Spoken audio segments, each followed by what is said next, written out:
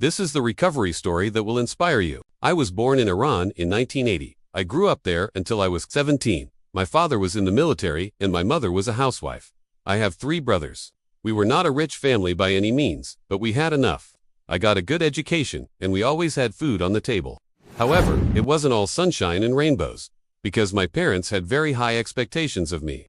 They wanted me to become a doctor. They said that I was smart enough to do it. To them, being a doctor meant success. And in their eyes, everything else was worthless. My whole childhood, I felt like a machine that they used to reach their own goals. They never asked me what I wanted or how I felt. It was all about what they wanted. Because of this, I started lying to them at a young age. I would hide bad grades and forbidden things that I did. As a result, my relationship with my parents was really unhealthy. Another thing is that I was bullied a lot at school, so I spent most of my time alone. I guess that's why I started drinking at 13. It was really easy for me to get drunk then. I could drink half a bottle of vodka and get completely drunk. This continued until I was 21 years old. Then something happened that changed my life forever. At the age of 21, I met a girl. Her name was Sona. She became my girlfriend, and after dating her for 6 months, I realized that I loved her.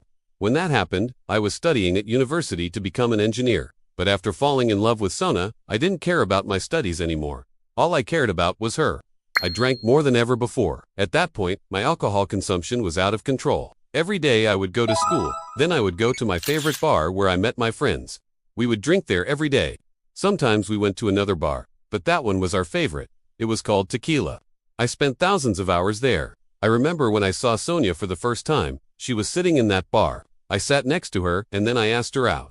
I was so lucky that she said yes. Anyways, going back to the story, I was only thinking about Sonia, so I didn't care about anything else. One night I came home drunk again, and my mother was waiting for me in our living room.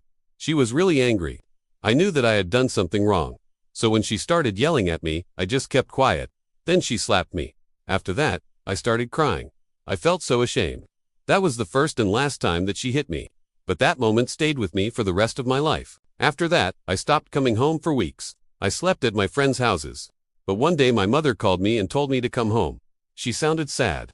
Over the phone, I went home and she asked me if I had eaten. I said no. Then she made me some food and we ate together in silence.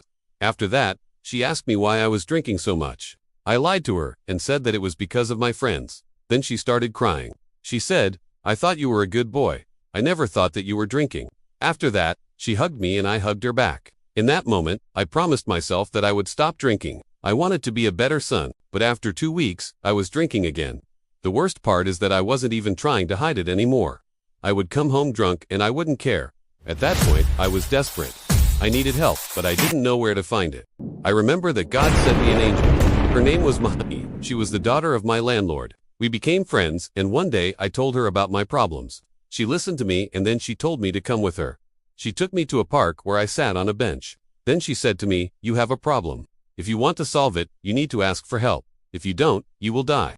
I didn't know what to say. I was stunned. Then I went back home. That same week, I went to see a psychologist. I explained to him how I felt. He gave me a piece of advice that changed my life.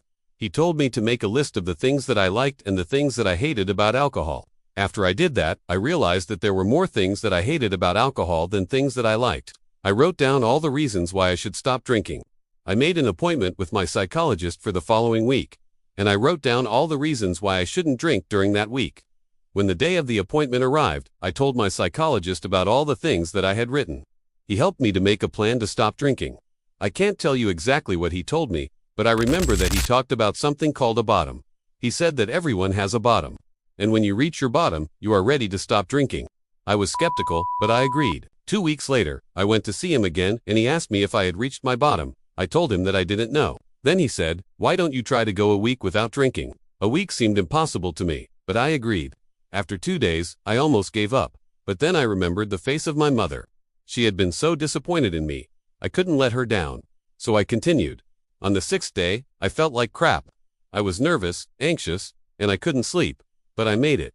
On the 7th day, I felt better. I was still nervous, but I didn't feel like crap anymore. Then I decided to try to go 2 weeks without drinking. I made it, then I tried to go a month without drinking. I made it, and then I said to myself, I can do this forever. After that, I started volunteering at a hospital. I wanted to give something back. At the hospital, I met a woman who became my wife.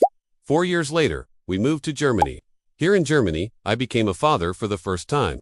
Today, I am still happily married, and I have 3 beautiful children. Now, here comes the bad news. Even though I haven't taken a sip of alcohol in over 22 years, I still struggle with addiction. It's just that now I'm addicted to video games. I spend way too much time playing them. Unfortunately, I don't have anyone to blame for that except myself. So it's high time that I stop doing that. The reason why I'm sharing my story with you is to tell you that no matter how bad your situation is, there is always hope. There is always a way out. If I can stop drinking and become a productive member of society, you can achieve whatever you set your mind to. Don't ever give up on yourself. By the way, guys, if you want to support me, please consider subscribing. With your subscription, you will get access to weekly exclusive videos. Now, thank you so much for watching.